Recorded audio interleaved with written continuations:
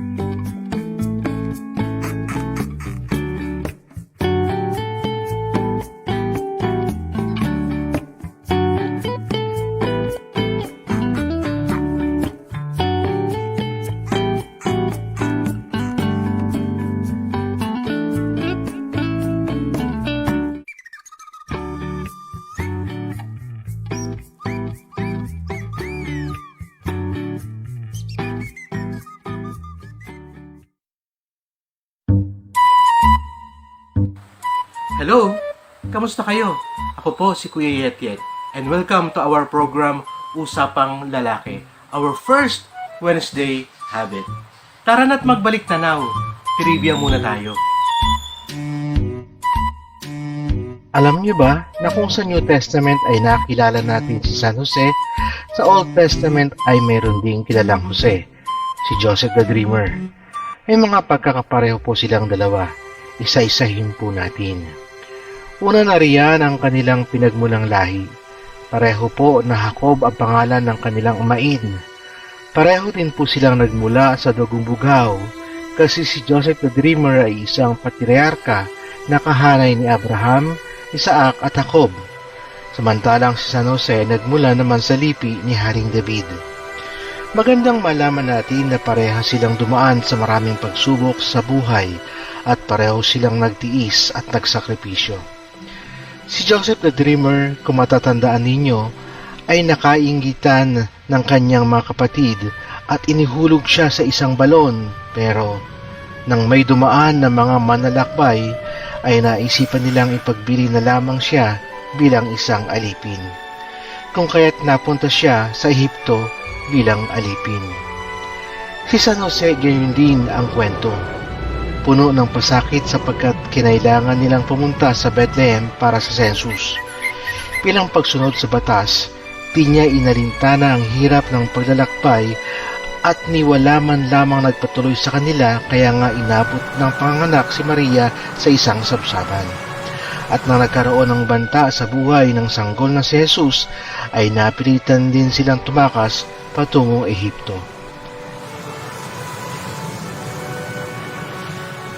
Ang virtue of purity and chastity ay pinagkapareho rin nila. Si Joseph the Dreamer ay nanatiling malinis kahit na siya ay inakit ng asawa ni Potiphar. At dahil sa kanyang pagtanggi, ay binaligtad siya ng babae at napakulong siya ng 2 mahabang taon. Si San Jose naman ay kilala sa kanyang pagiging maginoo, pagkat pinanatili niyang malinis at dalisay ang pagsasama nila ni Maria. Nanatili silang virginal pure. Bihira na po yan sa ating mga kalalakihan sa panahon ngayon. At sa huling pagkakapareho, kahirapan. Parehas silang dumaan sa pagdarahop, pero parehos din silang naging daan ng pagkapawi ng gutom ng nakararami. Si Joseph the Dreamer ay naging mabuting administrador, kaya't nung nagkaroon ng salot, peste at tagtuyot, ay laganap ang naging pagkagutom. Ang husay ni Joseph the Dreamer ang nakapagsalba sa gutom ng mga tao. Si San Jose naman ay kahanga-hanga pagkat di lamang gutom mula sa pagkain ang kanyang itinulong. Siyang nag-alaga kay Jesus na siyang tinapay at alak ng sanlibutan. Napakaganda po ng kwento ng 2 Jose. Sila po ay huwaran at ating malalapitan. Ang tema po sa hapong ito, alamin kung sino ang tunay na lalaki sa panahon ngayon. Pakinggan po natin si Brother Bien Delgado sa ating balik-aral sa buhay ni San Jose.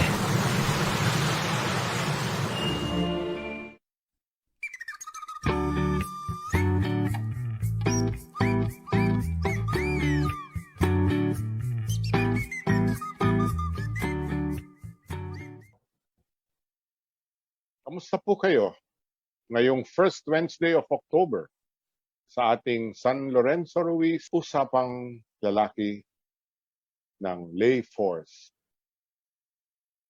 Sa utang ating episode, ang nasabi sa akin ay we have 663 viewers at ngayon ito ay umabot na sa 1,800 viewers with over 325 sharers.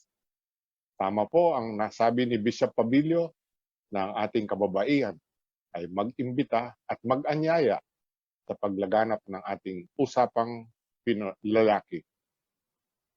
Congratulations! Sa ating chat box, marami po kayong nag-like. Very noticeable din po ang ating mga kalalakihan with their comments. Sa inyong prayer request, ang ating Lay Force team ay pinagdadasal ito araw-araw. So at the end of our program, towards the end of the program, your prayer request will be read and acknowledged by Brother Matt and Kuya Noel. Sa ating facilitation and roles of reaction, ang pananampalataya ay klarong-klarong binigyan na hindi ito gender issue. Ngunit ito ay talagang gift, regalo. At more than regalo, ito ay kaloob sa bawat isa. Mayroon po ba kayong warm and watch experience after watching our first episode? Kung gusto nyo pong i-share, ilagay nyo sa ating chat box ang inyong naging experience. Sa invite naman ng Ama San Jose, meron po ba kayong naramdaman? In the invitation of be an adorer of my Son of Love, may naging tugon ba kayo sa imbitasyong ito? Isang imbitasyon for a relationship by our spiritual father, Saint Joseph, as minister of salvation. Gusto po ba niyong i-share ito or napag-usapan ninyo sa pamilya? Ito ay magandang pag-usapan at ipag-ugnayan natin. Sa na-share sa Watch and Warm sa ating Minister of Salvation, para sa akin po, ang Amang San Jose ang nag-initiate. Gawang ako ay naupo lamang at matahimik na nagdarasal. Disposed to being quiet, our spiritual father spoke to the heart na naramdaman at nadinig ng kalooban. Ugnayang matahimik at matalik ang gusto kong ipahayag ngayong araw na ito sa inyo.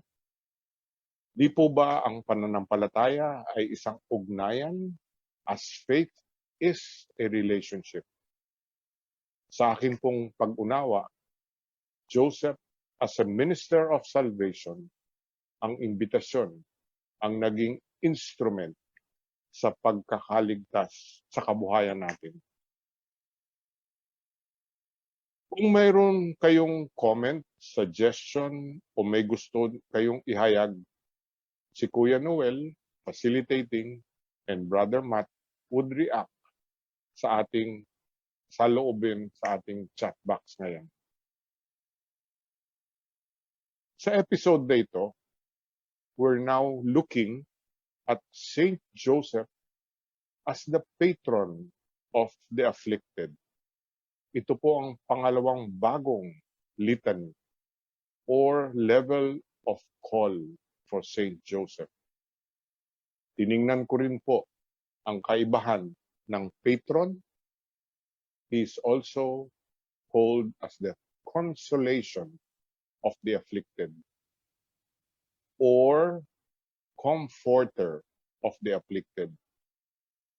Ito ang ating usapan ngayong first Wednesday of October, and let's make it a habit. Paano po natin iuugnay sa pang-araw-araw nating buhay ngayong nararamdaman natin sa kapaligiran? Is Saint Joseph a patron, a consoler, or a comforter? Anong relasyon kay Saint Joseph at sa kanyang Son of Love, Jesus, with the beloved Mother Mary? Ang gustong ipamulat sa atin.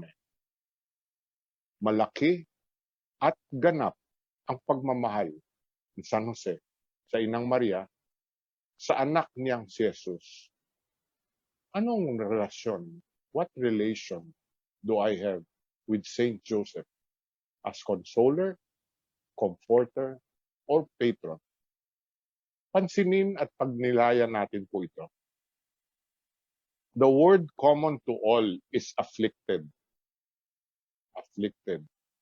Hindi ko na siguro kailangan i-explain kung ano afflicted in the midst of our 18 or 19 months of going through. Pero sa pagkakatingin ko sa word afflicted, ito po ay struggle or challenge sa kasalukuyan. Pwede pong nasaktan, sinaktan, o simply sakit or suffering sa pagdurusa, or even a simple misunderstanding na hindi pagkakaintindihan.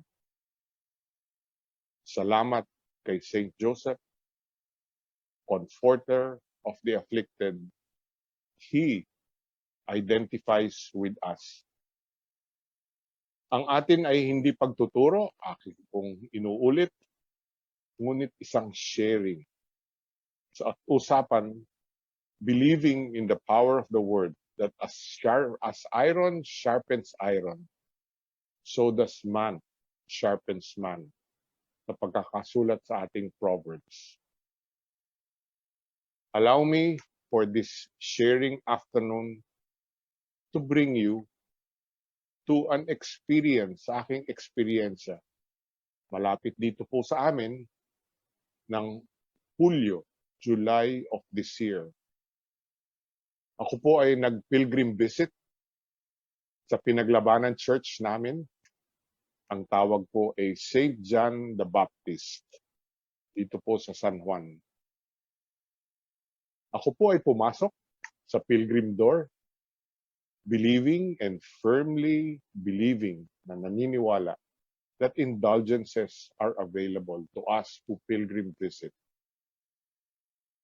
Ako po ay pumasok, tumingala at tumingin sa main altar.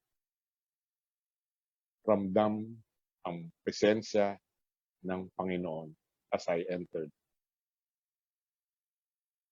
With my weak knee, I endeavored to genuflect, na makaluhod man lang, miski na papano, na nakatingin sa Blessed Sacrament.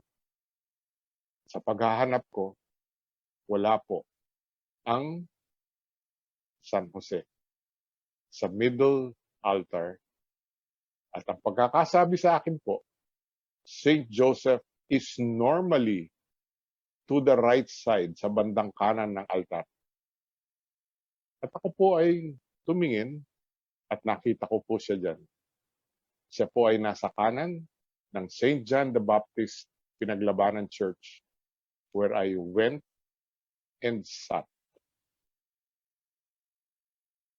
At that time, I just had words of prayer to Saint Joseph. But my heart was led to a question. Nung umabak po yun, ang ating nabasa ay Joseph the Dreamer. And I felt that Joseph in the Old Testament cried a lot. Siya po ay umiyak nung nakita niya kanyang mga kapatid. And so the question that was led to my heart was, Saint Joseph, kayo po ba ay umiyak?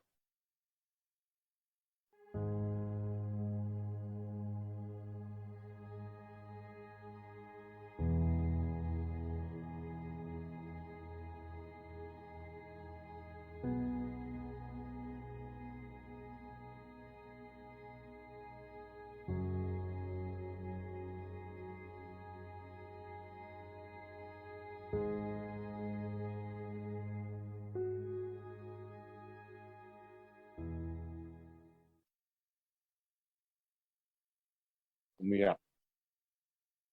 Ito po ay katanungan ko lang na aking binigay kay San Jose, who was to my right, standing tall and life-size, carrying his son of love with his left arm nearest to his heart.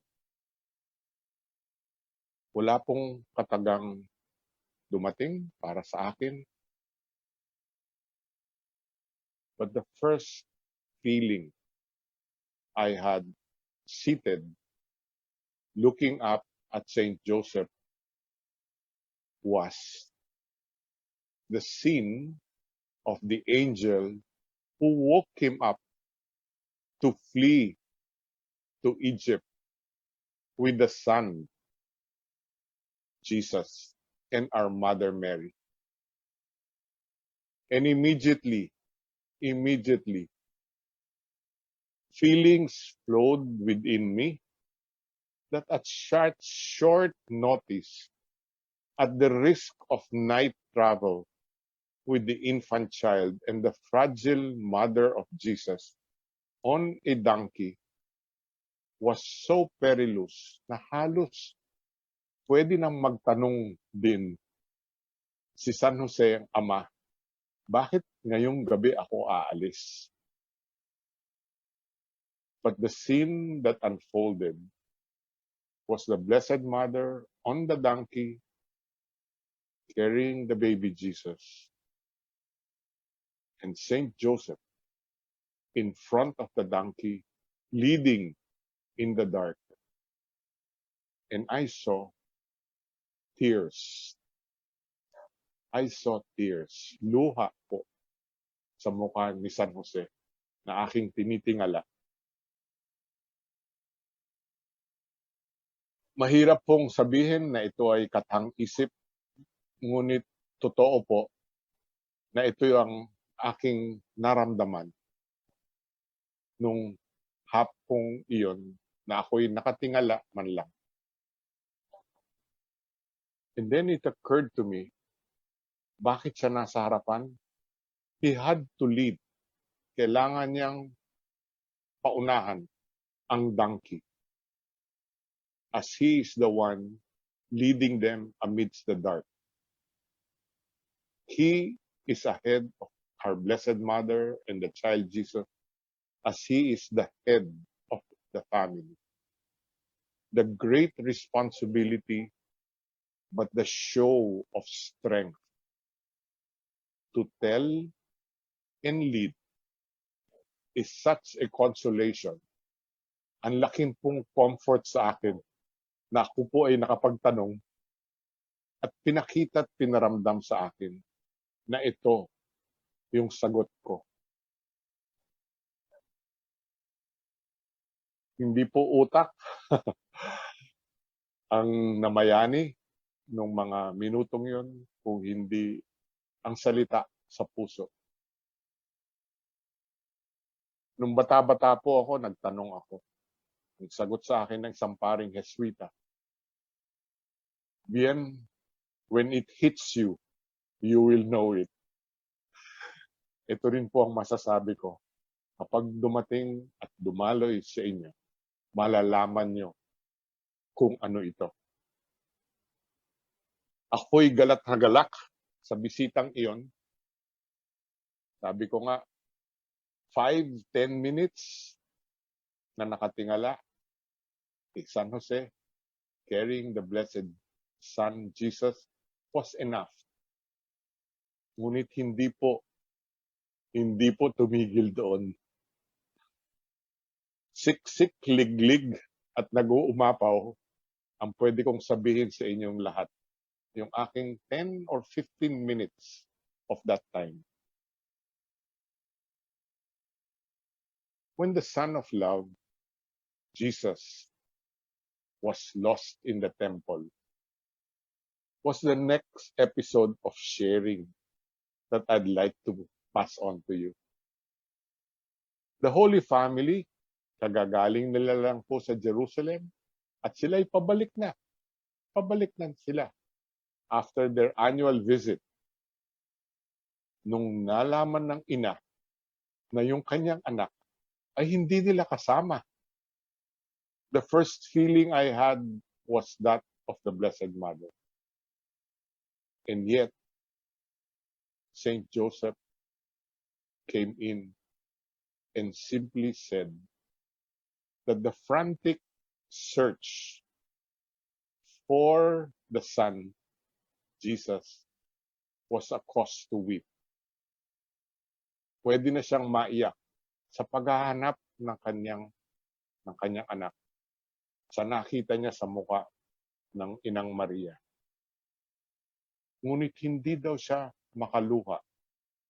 As head of the family, he had to manifest that inner strength that can only come from the Holy Spirit. Sila ay magdaling nagbalik sa aking pagkakaalam dito. And at the temple where Jesus was in the middle teaching and preaching, Saint Joseph was crying inside with joy.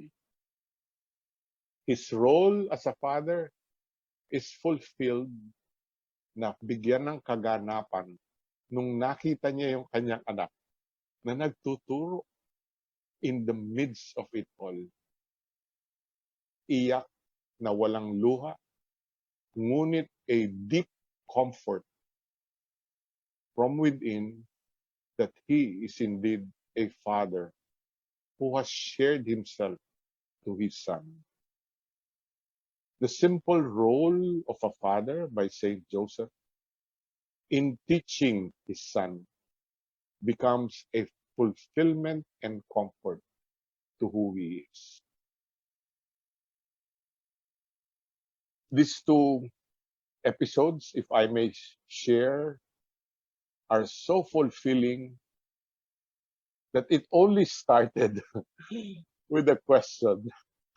Ako po ay tumingala lamang at nagtanong, Saint Joseph, did you weep?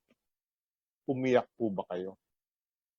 Ang ibinigay na sagot ay siksik, liglig at nag-uumapaw. That I can only stand up and go to the Blessed Sacrament in the middle of the church to give praise and thanks.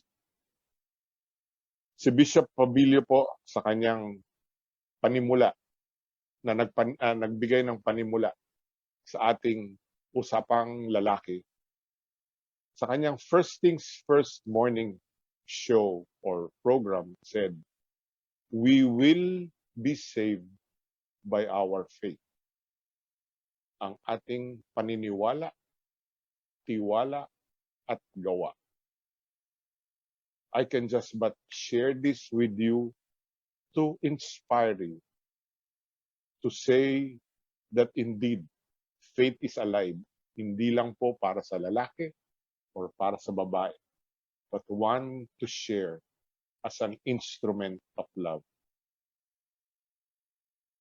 As we broadcast or live stream this program, we are in the month of October, the month of the Holy Rosary. At sa pagtingin ko po, ang ating gospel reading sa araw na ito is the very prayer that the Son of Love, Jesus, taught us all, the Our Father. What timely way to start our first Wednesday devotion with Saint Joseph, with remembering ang ganap na pagmamahal ni San Jose sa kanyang minamahal na ina, the mother of his son. Salamat sa gospel reading natin ngayon.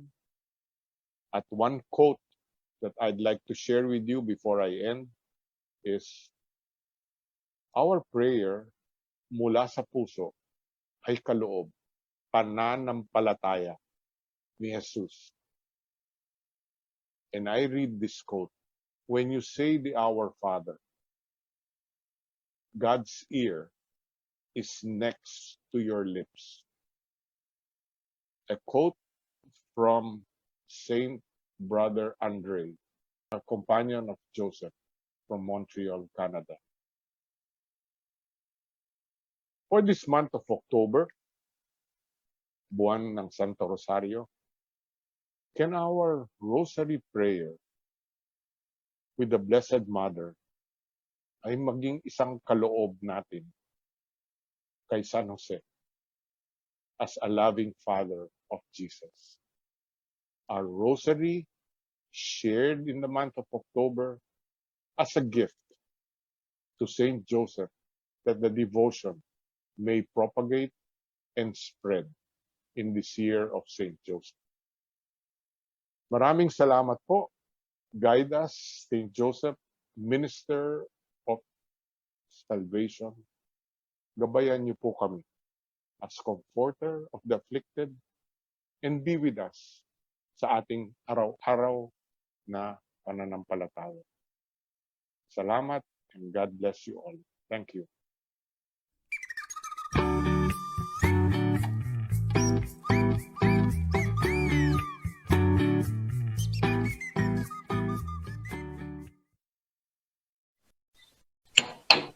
Ang ganda naman ng sharing ni Brother Bien. Tukol kay St. Joseph, Patron of the Afflicted. Tatay Jose, pintakasi ng mga may pinagdaraanan. Consoler of the afflicted, comforter ng mga pinaktan, masaktan at may sakit. Maraming salamat, Brother Bien. And let us now welcome Brother Noel, ang sweetie ng bayan. Pagpalang umaga, maraming mapagpalang hapon. Brother Tito Matt del Santos, very helpful talaga ang sharing ni Brother Bien. Nakaka-touch, parang ang lalim. Pero nararamdaman ko. Kaya alam nyo ba, never ko rin na itanong kay Tatay Jose, umiyak po ba kayo? Did you weep? Pero narinig din natin kay Kuya Yetiet sa Baliktanaw trivia niya kanina, na tulad ni Joseph the Dreamer, si Tatay Jose ay dumanas ng maraming hirap at sakit ng kalooban. Kaya start na po tayo mag-chat. Isulat niyo lang po dyan sa inyong mga insights, sagot o tanong at prayer request. At ilalatag natin mamaya kay San Jose bilang comforter of the afflicted. Siya rin po ang batayan ng ating sagot sa tanong na, sino ang tunay na lalaki sa panahon ngayon? Sigurado, bilang lalaki, nagulat, nagtanong, nag-pressure rin si Tatay Jose. May isang experience siya na bigla siyang nagising sa panaginip kung saan sinabihan siyang, ilayo mo ang iyong mag-ina. Dalhin mo sila sa malayo, sa Ehipto. Ngayong gabi po talaga, dapat akong umalis. Yan ang mga katanungan ni Tatay Jose. Siguro nagtatalo sa isip niya, hindi po ba pwede bukas para maliwanag na at hindi ngayon na madilim na? Wala akong kakilala doon. Dadalhin ko ang mag-ina ko nang hindi ko alam kung saan kami tutuloy. Napakalaking responsibilidad iyon. I'm sure gulong-gulo rin ang isip ni Tatay Jose. And I'm sure napapaiyak siya.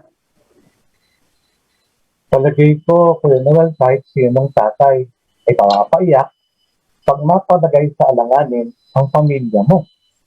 Ako nga ngayon madalas nakakaiyak kasi hindi ko alam kung magagawa ko pa sa mga dati kong nagagawa. Hindi ko makakalimutan na, Kuya Noel, yung naranasan kong hirap, no? Pagdadalamhati, nung na-hospital yung aking pangatlong anak na babae, he was barely 4 to 5 months old during the time. No? Ang sabi ko sa asawa ko, ikaw magbantay sa araw, ako naman sa gabi kasi palagay ko mas mahirap din sa gabi. After 2 days, nilapitan ako ng doktor. Ang sabi sa akin, Sir, pakipirmahan po ito. Sabi ko, ano po ba yan? Waiver po. Para saan? Kasi po, ang tingin namin, yung anak po ninyo ay may virus ng meningitis. Sabi ko, ano gagawin? Kukuha po tayo ng fluid doon sa likod niya upang malaman natin kung ano talaga, no? Ang nangyayari. Anong gagawin ko? Hindi ko alam. No? Kaya, pikit mata, kung dikit ako sabi ko, bahala na, hindi ko alam. And then, after another day, sabi sa akin, Sir, pumili po kayo, matagdag tayo ng dugo para sa anak na masalinan at yung mga 2 bags lang siguro per day. Sige po, di sumunod ako, yun ang sinasabi. Tapos, isang madaling araw siguro on the 5th day, sabi ng doktor, Sir, bilhin niyo po ito. Sabi ko, ano yan? Mga gamot po, dadagdag natin. And that was siguro mga between 12:30 to 1:30 in the morning. Yung hospital ay, kung alam niyo yung hospital na Maynila, no? Malapit sa Rose Boulevard, tinutumbok siya ng 2 kalye, Mapili at saka Del Pilar, yung Pera. So naglakad ako sa Del Pilar, nakatingin na sa langit on the side, madaling araw yun. Sabi ko, wag naman. I feel that preparing ako nun, sabi ko, wag naman. Ang sinasabi ko sa sarili ko, sana okay naman sa pagbalik ko. No? And nakabili ako ng gamot, salamat sa Diyos. Sinubukan. Tapos after siguro mga almost 1 week na kami, mga 7 days, okay naman. Tapos tuloy yung meditation. Alam mo, Kuya Noel, hindi ko talaga dito sa mga isip, no? Talagang ang Diyos, pagka kinausap mo siya, tutulungan ka niya. Hindi ko alam, yung aking ginagawa pala ay pag sumamo, humingi ng tulong sa Diyos, yung palang pagtingala ko sa langit during that time, panalangin na pala yun, humingi ng tulong, huwag naman, maawa ka naman. Tapos, maraming salamat dahil sa mga taong tumulong kasi yung hospital na yun ay nagtatrabaho ng ate ko, no? Kapatid ko, siya ay secretary ng medical director ng hospital na Manila during that time. Kaya napakalaking tulong. Kaya hanggang ngayon, yung mga taong yun, no, na nakatulong sa amin, pinapanalangin ko yun, nagdarasal ko yun. Sabi ko, kailangan talaga ng tulong ng bawat isa. Kasi, para sa akin, we need someone. Ang tatay hindi magiging tatay kung wala siyang katuwang. Ang tatay ay nagiging tatay kapag pinapakita niya yung pagmamahal sa kanyang mga anak. Hindi namimili, kundi kung kinakailangan, tutulungan. Kaya, hindi ko alam, no, sa pakikinig natin kay Brother Jim kanina, ako rin pala, no, sa sobrang takot, sa sobrang pag-aalala, sa sobrang pagmamahal sa anak, lahat gagawin ko. Mabuhay lamang siya. Kaya, sana sa narinig natin hindi masamang umiyak. Hindi katuwagan ang umiyak. Kasi ang pag-iyak ay pagpapakita ng pagmamahal, pag-aaruga, pag-care, no? Sa bawat isa. Lalo na sa mga anak. Maraming salamat sa Diyos at hanggang ngayon, salamat walang hanggang sa langit. Amen.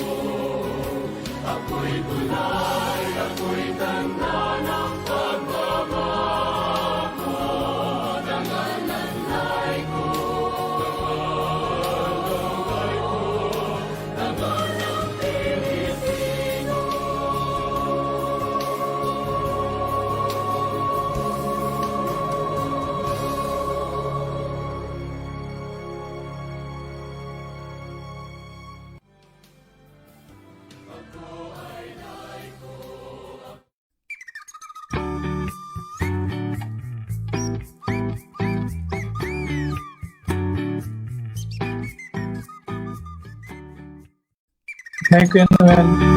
I'm sure, Tito Mat, hindi lang ang tatay ang naiyak ng mga oras na kinukwento mo ang eksperyensang yan ngayon.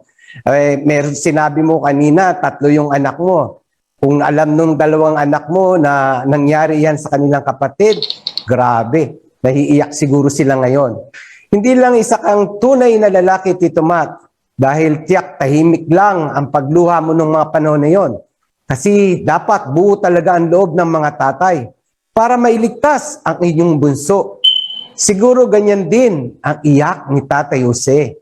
Iyak na walang luha, yung bunga ng inner strength kasi may natanggap na siyang grasya mula sa ating Ama sa langit. Alam mo, kung tutuusin, tayong lahat ay foster fathers ng mga anak natin. Dahil isa lang naman ang ama nating lahat. Kaya sana sa paggawa ng desisyon ng ating mga anak, tungkol sa kanilang mga gustong gawin, mga major decisions, changes na balak nilang gawin, sana isangguni mo na nila sa Diyos, no? Ang lahat ng iyon, para wala tayong iluluha dahil sa mali at padalos-dalos nating mga desisyon.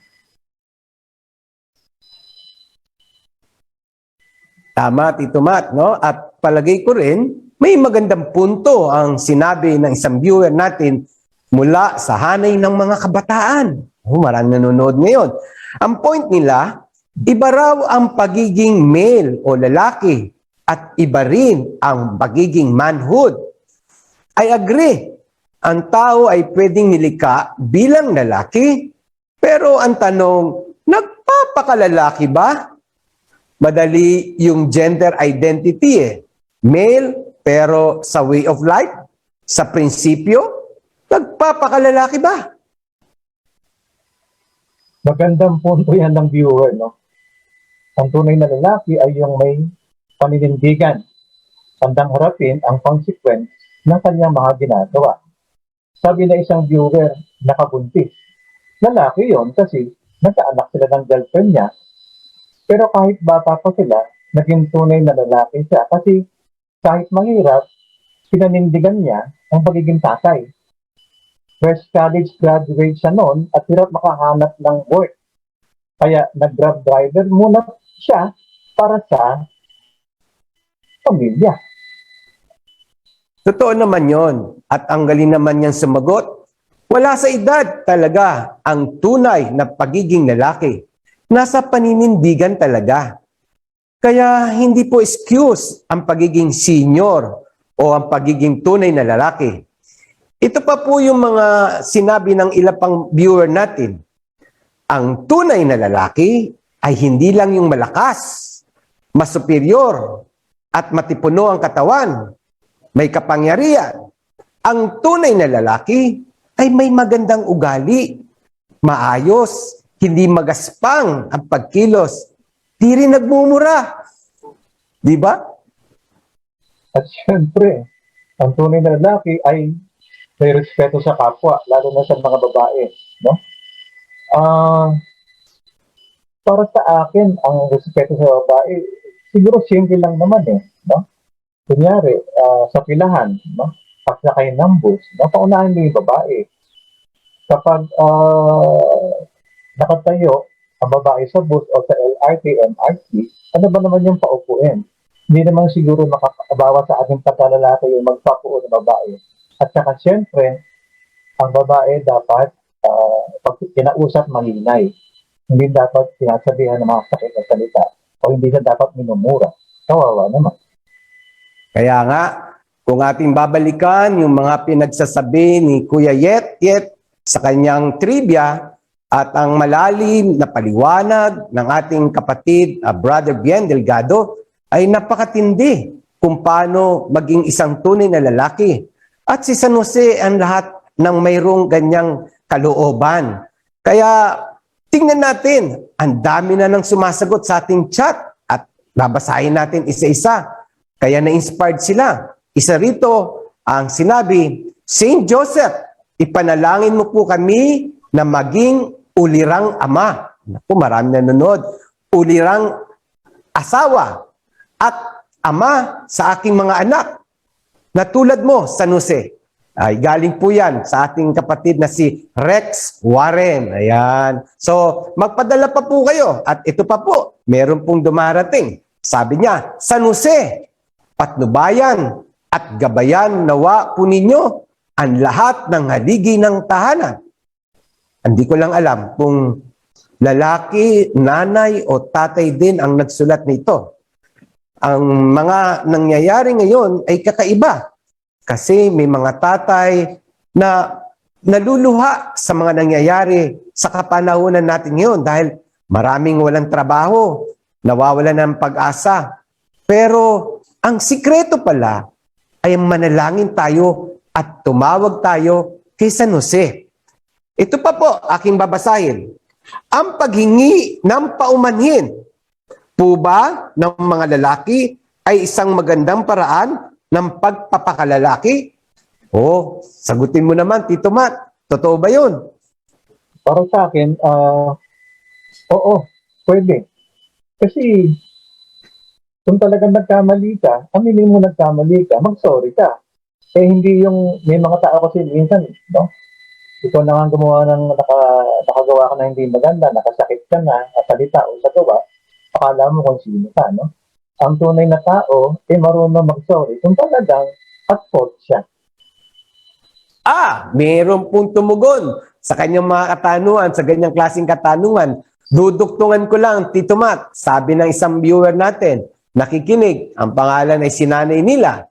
Ang pagluha daw at pag-iyak ng isang ama ay malalim at hindi ito nababawasan ang kanilang pagkalalaki. Ayan. So patuloy po. Magpadala kayo ng inyong mga chat box. Ito't ang daming sinusulat. At babasahin ko mang muli. Bilang matagal na ama, ano po ang pwede nyong maipayo sa mga taong katulad namin na nahihirapan sa buhay? Kasi kami ang bilang ama ng tahanan, a good provider, ano pong magagawa naming tulong para sa aming pamilya? Well, hindi lang naman siguro kayo nahihirapan, no? Dahil sa pandemic, maraming nawalan ng trabaho. Pero, papansinin nyo, bali-balita, marami din namang nagagawang paraan, no? Kumikita rin sila sa pamamagitan ng iba-ibang pamamaraan, no? Nagmamaneho ng tricycle, nag-deliver. Dito sa lugar namin, no, may mga dumadaan dito. Magbubuti, magadyaryo, titinda ng mais, titinda ng balot. Minsan, stress ko lang, titinda ng balot dito eh. Titinda ng gulay, titinda ng saging. Kami, on our part, pag kami dumadaan gano'n at gusto ko, tatawagin namin yan kahit pa paano, no? Bibilan mo siya, nakatulong ka na. Kasi hindi naman nakakahiya, hindi naman bahaba ng pagkatao mo yung gumawa ka ng paraan para sa mga mahal mo sa buhay. Yung paraan na tama na ayon sa batas, hindi yung dapat sa batas, delikado yun. Maraming paraan. Sabi nga, kung gusto, maraming paraan. Kung ayaw, maraming dahilan. In addition, Tito Matt, sa dami ng problema ng mga tatay ngayon, no? Kung ating babalikan yung kwento, trivia ni Kuya Yetet at ni Brother Bien, maraming tukso. Baka kung napapaano na kung saan si Saint Joseph the Dreamer ay tinukso noon ng isang babae, yung asawa ng hari, no? At kung saan talagang matibay ang kanyang paninindigan bilang ama, no? At bilang lalaki, sa kanyang pagpapakalalaki, ay napagtiisan niya. Kaya tayong mga ama ng tahanan, kung tayo'y maninindigan at tayo'y mayroong batayan, tayo'y pumunta lamang sa ating ama ng tahanan, na kung saan ang banal na pamilya na si San Jose ang siyang naging dahilan para makatayo muli ang mga tatay. At ito'y babasahin ko muli. Merong nag-chat sa atin. Sinabi niya, ang manindigan sa kung ano ang tama, matuwid at tumpak, ang tunay na pagpapakalalaki. Kahit pa hindi ito ang popular na point of view ng marami. Nakakaiyak kasi ang dami ng fake news sa mundo ngayon. Di ba, Tito Matt? Maraming fake news. Totoo yun. Maraming fake news. Pero kung tama, I agree, no? Kung totoo kang tao, totoo kang lalaki, totoo kang babae, doon ka sa tama. Huwag kang nalagad sa mali. Hindi, ano klaseng tao ka? Ito pa. Ang makita ang hirap na dinaraanan ng ating kapwa ay pagiging mabuting tao. Yan ay makonsider natin ang kanilang sitwasyon at di ang maisalba lamang ang sariling pamilya, kundi mas malawak na pamilya. Dumaganda ang mga values. Di ba? Hindi lang self, kundi na for the common good of all people. So, sa dami po ng ating naririnig, baka meron na po kayong mga prayer intentions, isulat nyo na po para sa ganon ay maipalagana pa po natin at madasal po natin yan. Every 12 noon po ang Layforce community nananalangin po since 2020 nang simulan po ang pandemic, nagsimula na po ang mga panalangin. Kaya po mga kapatid, mga kalalakihan, tayo po ay maging daan.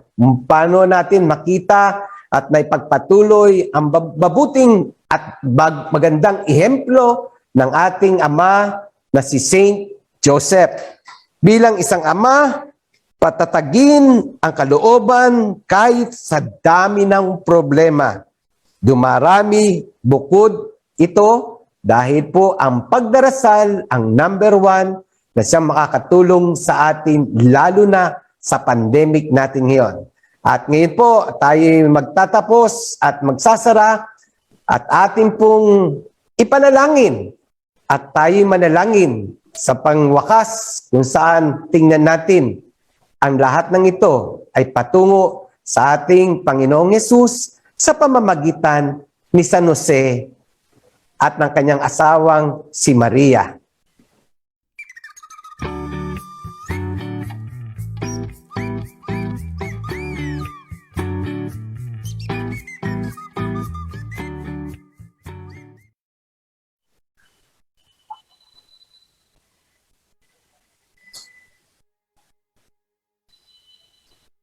Nagpasalamat na tayo. No? Thank you, Brother Delgado, for your words of wisdom. Salamat din sa ating sign language interpreter na si Dean, no? At kay Edgardo Yetet na siyang ng trivia sa atin at sa inyong lahat na patuloy na sumusuporta. Share po natin ito, lalo na sa mga kalalakihan. Usap po tayo ulit sa November 3, 3:30 ng hapon sa ating programang Usapang Lalaki. At ngayon po sa ating First Wednesday Habit, samahan ninyo kaming manalangin tulad ni Tatay Jose. Mahal na Tatay Jose, inilalatag po namin ang mga panalangin ng ating mga kapatid, lalo na po yung mga nagpatala sa chat box. Ilapit mo po sa iyong anak na si Jesus na pakinggan ang aming mga panalangin. Sa araw nito, binabasa po namin ang petisyon ng mga lay force staff, ng mga lay force facilitator at lahat ng mga kakilala ng lay force kung saan isinasama namin panalangin ang aming leader na si Dr. Gaines Marie Rosario sapagkat ngayon ay araw ng kanyang kaarawan, ang kanyang kapanganakan, na siyang nasa likod ng programang Lay Force Katolikong Pinoy, ang 20% program natin for seniors at itong bagong usapang lalaki. Nabigyan siya ng karunungan, kababaang loob, at siya po ang nagiging dahilan para mapagpatuloy ang mga prayer communities ng iba't ibang mga tugon sa pananampalataya at pananalig sa Diyos. Mahal na San Jose, turuan mo kaming maging tapat sa panawagan sa aming pagiging lalaki at ama ng tahanan. Marami po sa amin ay hindi pa po tatay o hindi pa tatay. Subalit ang responsibilidad ng mga laga para sa aming pamilya ay tunay na mabigat. Kakayanin lamang natin ang lahat ng ito sa grasya ng Diyos at sa iyong gabay.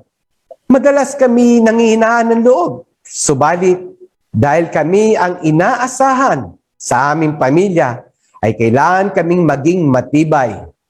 Ang pagiging tunay na lalaki ng aming pamilya ay ang pagsunod sa kalooban ng Diyos at pagsunod sa buhay ni San Jose. Bilangin po natin ang mga kalalakihan at ama ng mga tahanan. Prayer to Saint Joseph for fathers. Saint Joseph, guardian of Jesus and chaste husband of Mary, you pass your life in loving fulfillment of duty. You supported the Holy Family of Nazareth with the work of your hands. Kindly protect all the fathers who trustingly come to you. You know their aspirations, their hardships, their hopes. They look to you because they know you will understand and protect them. You too knew trial, labor, and weariness. But amid the worries of material life, your soul was full of deep peace and sang out in true joy, true intimacy with God's Son, entrusted to you, and with Mary, his tender mother. Assure those you protect that they do not labor alone. Teach them to find Jesus near them and to watch over him faithfully as you have done. Saint Joseph, patron of the afflicted, pray for us. Amen. Makita po tayo uli muli sa November 3. At paalaala sa kapwa ko mga ama, ihatid po natin ang ating pamilya patungong langit. At sabi nga po ni San Pablo, magsipag-ingat kayo, magpakatibay kayo sa pananampalataya. Kayo'y mga pakalalaki, kayo'y mga pakalakas. Saint Joseph, comforter of the afflicted, Pray for us. Bye-bye!